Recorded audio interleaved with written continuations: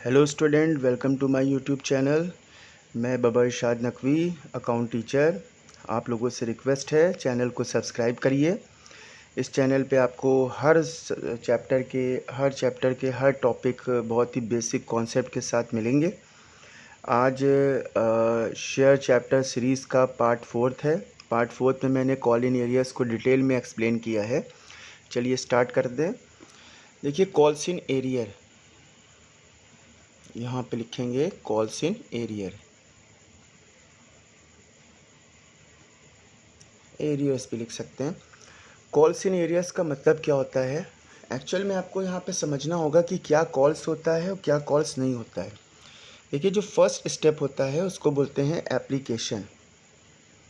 ये है share application. Second step है, ये है शेयर अलॉटमेंट। थर्ड है, इसे बोलते हैं शेयर फर्स्ट कॉल। ये शेयर सेकेंड कॉल है या फाइनल कॉल है। आप लोगों से रिक्वेस्ट ये है कि शेयर्स सीरीज़ के फर्स्ट पार्ट से देखिए, तब सब कुछ कायदे से समझ में आएगा। ये शेयर सेकंड कॉल है। तो सेकंड कॉल, अब इसमें देखिए कॉल्स क्या होती हैं, ये तीनों कॉल्स कहलाती हैं। अलॉटमेंट की जगह हम कॉल्स नहीं लिखते हैं, यहाँ पे हम कॉल्स की जगह अलॉटमेंट लिखते हैं। एक्चुअल में क्या होता है कि एप्लीकेशन वो स्टेप होता है कि जिसमें एडवांस अमाउंट रिसीव होता है। बाकी सब में पहले ड्यू होता है और बाद में अमाउंट रिसीव होता है। अलॉटमेंट फर्स्ट और सेकंड कॉल में बाद में अमाउंट यहाँ पे रिसीव होता है। जैसे कोई स्टूडेंट मुझसे पढ़ने आया, 1 अप्रैल उसका एडमिशन डेट है और 1 अप्रैल को उसने ही फ़ीस हमें दे दी। ये फ़ीस उससे रिसीव्ड हो गई, ये यहाँ पे रिसीव कर ली। तो अब ये ड्यू होने की कोई गुंजाइश ही नहीं है, यहाँ पे ड्यू होने का कोई चांस नहीं, क्योंकि उससे हमने एडवांस में पैसे ले ली। तो एप्लीकेशन स्टेप ऐसे ही है। उसके बाद जैसे मान लीजिए कोई 1 अप्रैल को यहाँ पे बच्चा पढ़ने आया, अप्रैल को, उसने जो हमें फ़ीस दी है तो 31 अप्रैल को दी, तो यानी कि 1 महीने बाद दी। तो पहले उसकी फ़ीस ड्यू हुई, बाद में रिसीव हुई। तो ये allotment first call second call, पहले ड्यू होता है बाद में रिसीव होता है। अलॉटमेंट एक स्ट्रॉन्ग प्रोसीजर होता है, इसलिए वहाँ पे कॉल नहीं लिखते हैं, वहाँ पे अलॉटमेंट लिखते हैं, क्योंकि वहाँ पे अलॉट कर दिए जाते हैं शेयर्स। ठीक है। ये भी मान सकते हैं कि जैसे ये कैश डाउन है और ये इंस्टॉलमेंट है, तो जो एरियर होगा तो वो अलॉटमेंट में हो सकता है, फर्स्ट कॉल में हो सकता है, सेकंड कॉल में हो सकता है, एप्लीकेशन में नहीं होता है। ठीक है। तो एरियर की एंट्री कैसे करते हैं, क्या होता है? कॉल माने होता है, ये स्टेप होते हैं कॉल। इन माने होता है में, एरियर माने होता है बाकी। देखिए, मुझसे स्टूडेंट पढ़ते हैं, कोई फर्स्ट डेट को यहाँ पे ज्वाइन कर रहा है, कोई 15 को कर रहा है, कोई 13 को कर रहा है, कोई 14 को कर रहा है। ऐसे ही हर लोन के पेमेंट की एक डेट होती है और हर डिपॉज़िट की एक डेट होती है। हर अमाउंट पेमेंट या रिसीविंग की एक डेट होती है। तो कंपनी इन 4 स्टेप की, इन 3 स्टेप की, यानी चारों स्टेप की एक डेट यहाँ पे तय करती है कि किस डेट को हमें पैसे यहाँ पे देने हैं। तो कोई भी स्टूडेंट हमसे पढ़ रहा है, 1 अप्रैल को पढ़ रहा है, तो उसने सेकंड को फ़ीस दे दी, थर्ड को दे दी। तो फर्स्ट डेट को जब एंट्री की जाएगी तो वहाँ पे कॉल इन एरियर्स होगा, यानी ड्यू डेट, उसकी रिसीवेबल डेट 1 अप्रैल को थी, लेकिन उसने 2 दिन बाद दी, तो 1 अप्रैल को कॉल इन एरियर्स माना जाएगा, यानी उस टाइम तक कि उसने पैसे हमें नहीं दिए। ऐसे ही अलॉटमेंट की डेट को अगर उसने पैसे नहीं दिए तो कॉल इन एरियर्स माना जाएगा। मतलब वो ज़रूरी नहीं है डिफ़ॉल्टर हो गया, डिफ़ॉल्टर डिक्लेयर हो गया, बैंकक्रप्ट हो गया, फ़िलहाल उसने पैसे नहीं दिए, बाद में वो दे देगा। इसको देखिए 2 तरीके से किया जाता है। एक तो ये होता है कि क्वेश्चन में यहाँ पे लिखा रहता है कि कॉल्स इन एरियर आपको रिसीव ही नहीं हुआ, तो इस टॉपिक को बोलते हैं without opening calls in arrear account. एक ये होता है कि अलॉटमेंट में फर्स्ट कॉल में उसका एरियर हुआ और उसने सेकंड कॉल के साथ पैसा दे दिया, तो इसको बोलते हैं by opening call in arrears account.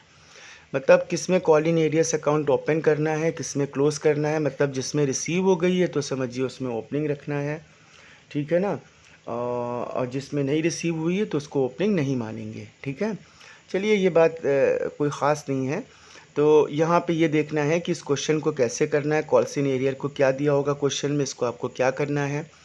तो जैसे एक कंपनी होती है तो शेयर होल्डर उसके सैकड़ों हो सकते हैं, हज़ारों की क्वांटिटी में हो सकते हैं। किसी एक या दो ने कोई स्टेप पे अगर पैसे नहीं दिए तो वो कॉल इन एरियर्स कहलाएगा, यानी कॉल्स इन एरियर उसको बोला जाएगा। चलिए देखिए स्टार्ट करते हैं। यहाँ पे एक क्वेश्चन बनाते हैं।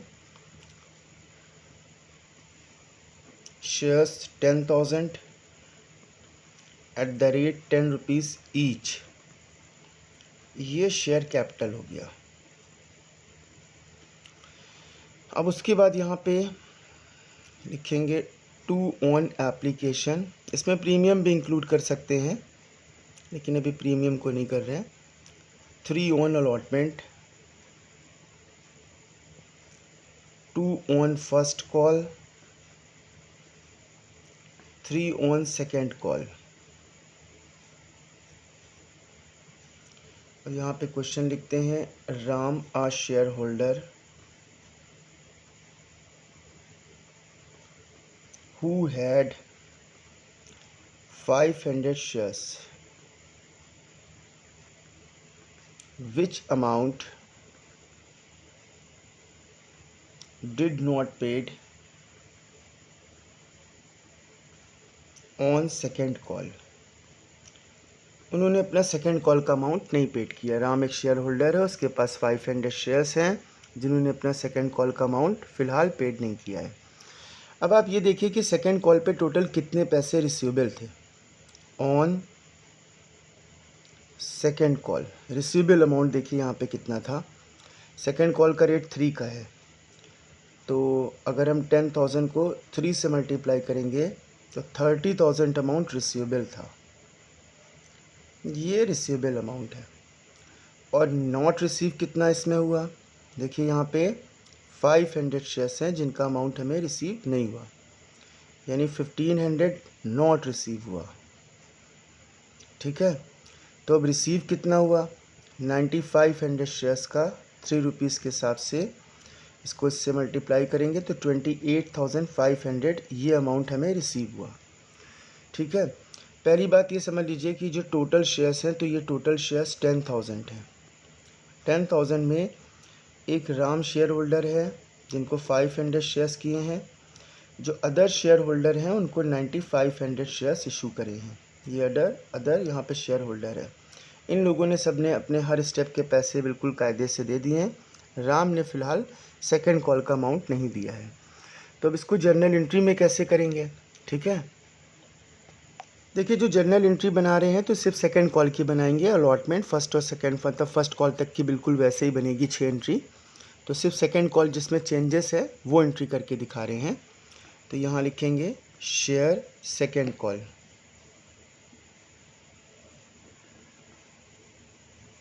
To share capital. Total shares की क्वांटिटी थी 10,000 शेयर्स थे। सेकंड कॉल का रेट 3 का था, तो 30,000 अमाउंट हो गया। फर्स्ट एंट्री में कॉल्स इन एरियाज़ को इंक्लूड नहीं करते हैं। जैसे किसी भी बंदे को कोई गुड सेल करते हैं तो फुल अमाउंट दिखाते हैं, जब रिसीविंग में अगर डिस्काउंट होता है तो डिस्काउंट बैंक वाली एंट्री यानी सेकंड में दिखाते हैं। अब यहाँ पे बैंक की एंट्री करेंगे। Bank account debit to share second call 30,000 ये हो गया। अब सेकेंड कॉल पे जो अमाउंट नहीं मिला है तो कॉल्स इन एरियर्स यहाँ लिख देंगे। Calls in arrears account debit, यहाँ पे कितने अमाउंट नहीं मिले थे, 500 को 3 से मल्टीप्लाई करेंगे तो 1500 यानी 28,500 मिले। देखिए calls in arrear nominal account में आता है। नॉमिनल अकाउंट में जितने भी लॉस होते हैं तो उनको हमें डेबिट करना पड़ता है। अब इसके साथ यहाँ पे क्वेश्चन थोड़ा सा बदल रहे हैं। अगर इस टाइप का क्वेश्चन होगा तो उसमें कॉल्स इन एरियर्स का इंटरेस्ट नहीं दे सकते। इंटरेस्ट तब होगा कि ये कॉल इन एरियर्स का अमाउंट हमें रिसीव हो जाए। जैसे सेकंड कॉल हमारी 28 फेब को हुई है और 31 मार्च को रिसीव हो जाए तो 1 मंथ के बाद पैसे मिलने हैं। ऐसा भी क्वेश्चन हो सकता है। या क्वेश्चन ये हो सकता है कि अलॉटमेंट और फर्स्ट कॉल में कॉल इन एरियर्स है और वो पैसे उन्होंने हमको सेकंड कॉल के साथ दे दिए हैं, तो पेनल्टी के तौर पे शेयर होल्डर को interest on call in arrears देना पड़ेगा फर्म को। तो फर्म के लिए interest on call in arrears मतलब प्रॉफिट होगा।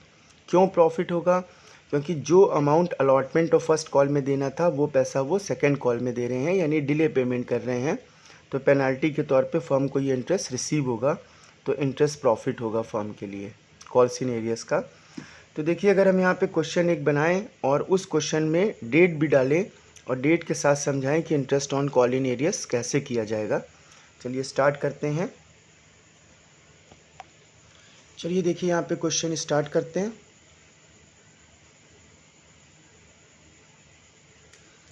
यहाँ पे 10,000 शेयर्स हैं। इक्विटी और प्रेफरेंस ज़रूर लिखिएगा।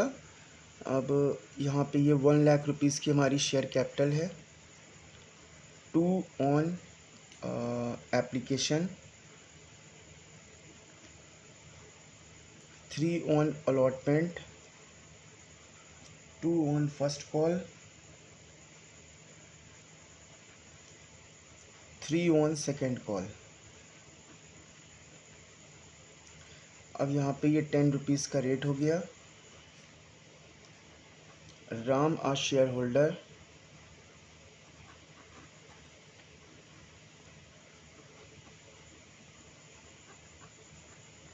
who had 500 shares,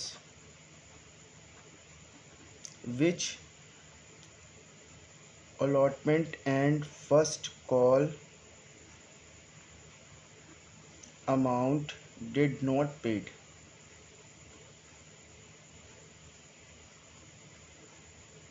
His arrears receive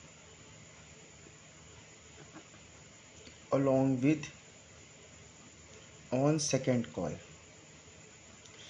देखिए इसने अपने अलॉटमेंट और फर्स्ट कॉल का अमाउंट नहीं दिया हुआ है। इसके पास 500 शेयर्स हैं और इसने यही अमाउंट सेकंड कॉल जब की गई तो उसके साथ ये पैसे दे दिए। तो ऐसे क्वेश्चन में डेट होगी, जैसे ये डेट है 1 अप्रैल 2026 एप्लीकेशन की। अलॉटमेंट की डेट है 31 सितंबर 2026। फर्स्ट कॉल की डेट है 31 दिसंबर 2026। सेकेंड कॉल की डेट है 31 मार्च 2027। ठीक है। अब यहाँ पे हमें ये क्वेश्चन करना है, तो सबसे पहले ये देखना है कि सेकेंड कॉल और फर्स्ट कॉल पे जो इफ़ेक्टेड हैं उसको करेंगे क्वेश्चन। एप्लीकेशन की जनरल एंट्री हम नहीं बना रहे हैं, वैसे अगर आप जब बनाएंगे तो टोटल एप्लीकेशन की भी एंट्री बनानी पड़ेगी। तो यहाँ पे अलॉटमेंट से शुरू कर रहे हैं। शेयर अलॉटमेंट इसमें डेट भी पड़ेगी सब। 2 शेयर कैपिटल, 10,000 को 3 से करेंगे तो ये 30,000 होगा अलॉटमेंट की एंट्री। फिर यहाँ पे bank account debit, 2 share allotment. देखिए कॉल्स इन एरिया अब हमको यहाँ करना होगा, कॉल्स इन एरिया। अब ये 30,000 है, 500 शेयर्स हैं, अलॉटमेंट का रेट 3 है तो 1500 क्या हो गया कॉल्स इन एरिया, 28,500 हुआ। अब यहाँ पे करेंगे share second call, first call 2 share capital, 10 को 2 से करेंगे तो 20,000 होगा फर्स्ट कॉल का अमाउंट। चलिए अब यहाँ पे शुरू कर देते हैं सेकेंड कॉल की एंट्री।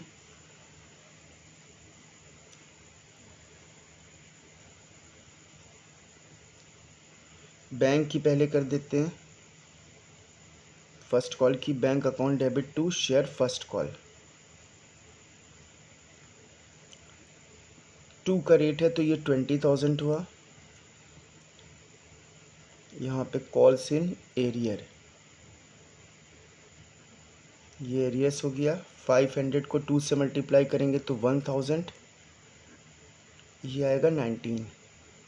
अब बनाएंगे शेयर सेकेंड कॉल की एंट्री। शेयर सेकेंड कॉल, अब ये सेकेंड कॉल की करेंगे 2 शेयर कैपिटल, 10,000 को 3 से करेंगे तो 30,000। अब ये बैंक अकाउंट इधर 2 share second call, second call पे 30,000 ये मिलना है और दोनों कॉल्स इन एरियाज भी सेकेंड कॉल पे रिसीव हो गए हैं। तो कॉल्स इन एरियाज कितने रिसीव हो गए, 1000 ये जो फर्स्ट कॉल पे ड्यू था, अलॉटमेंट पे 1500 तो 2500 हो गया। देखिए अभी बताया कि फर्म के लिए कॉल्स इन एरियाज क्या होगा, प्रॉफिट होगा, क्योंकि शेयर होल्डर लेट पेमेंट कर रहा है तो पेनल्टी के तौर पे इंटरेस्ट देगा। तो फर्म के लिए प्रॉफिट है, इंटरेस्ट नॉमिनल अकाउंट होता है, तो नॉमिनल अकाउंट में जो प्रॉफिट होता है उससे क्रेडिट करते हैं, तो इससे क्रेडिट करना पड़ेगा। Interest on calls in arrear, calls in arrears का इंटरेस्ट निकालना होगा। जैसे क्वेश्चन में लिखा हुआ है @10% interest on calls in arrear. तो यहाँ पे 10% दो कॉल्स इन एरियर्स में निकलेंगे। देखिए, एक है अलॉटमेंट की एंट्री, एक है फर्स्ट कॉल की एंट्री, एक है सेकंड कॉल की एंट्री। सेकंड कॉल के पैसे अलॉटमेंट में कितने दिए हैं यहाँ पे, तो इसको इससे मल्टीप्लाई करेंगे तो कितने हो गए यहाँ पे। सेकंड कॉल का अमाउंट यहाँ पे दिया हुआ है, सेकंड कॉल का रेट यहाँ पे 3 का था, तो 500 को 3 से मल्टीप्लाई करेंगे तो 1500 हो गए। 500 को 3 से करेंगे तो 1500 हो गए। ये 1500 यहाँ के दिए। फर्स्ट कॉल का रेट कितने का था, 2 का था, तो 500 को 2 से मल्टीप्लाई करेंगे तो ये 1000 हो गए, और ये भी पैसे अलॉटमेंट के साथ दे दिए। अब दोनों का 10% इंटरेस्ट निकाल लेंगे, तो 100 रुपीज़ इसका इंटरेस्ट होगा और 150 रुपीज़ इसका इंटरेस्ट होगा। अब इस इंटरेस्ट का यहाँ पे हमें निकालना पड़ेगा, ये दोनों का इंटरेस्ट यहाँ पे निकाल लिया है। फर्स्ट कॉल के जो पैसे हैं वो अलॉटमेंट के साथ यहाँ पे दे दिए हैं, और सेकंड कॉल के जो पैसे हैं वो भी अलॉटमेंट के साथ दिए हैं। तो अमाउंट कितना दिया है, 1000 रुपीज़ यहाँ पे किसका दिया है, फर्स्ट जो है कॉल का दिया हुआ है, जो फर्स्ट कॉल पे ड्यू था वो अलॉटमेंट में दिया है, और जो सेकंड कॉल का अमाउंट यहाँ पे जो अलॉटमेंट का ड्यू था, अलॉटमेंट का यहाँ पे कितना पैसा। तो ये थोड़ा सा गलत हो गया क्वेश्चन। देखिए, अलॉटमेंट के पैसे कितने ड्यू थे, ये अलॉटमेंट है और ये फर्स्ट कॉल है। अलॉटमेंट के पैसे हमने सेकंड कॉल पे दे दिए हैं, और फर्स्ट कॉल का अमाउंट हमने सेकंड कॉल पे दे दिया है, लेट पेमेंट किया है। ये कॉल्स इन एडवांस धोखे से बताने लग गए थे हम यहाँ पे, उसका इंटरेस्ट हो रहा था ये। तो अलॉटमेंट के कितने पैसे देने थे, 1500, और फर्स्ट कॉल का कितना अमाउंट देना था, फर्स्ट कॉल का देना था 1000। तो अब 1500 का अगर हम 10% निकालेंगे तो 150 आएगा, और 1000 का 10% निकालेंगे तो 100 आएगा। अब आप यहाँ पे देखेंगे कि कौन सा अमाउंट हमने कब दिया है।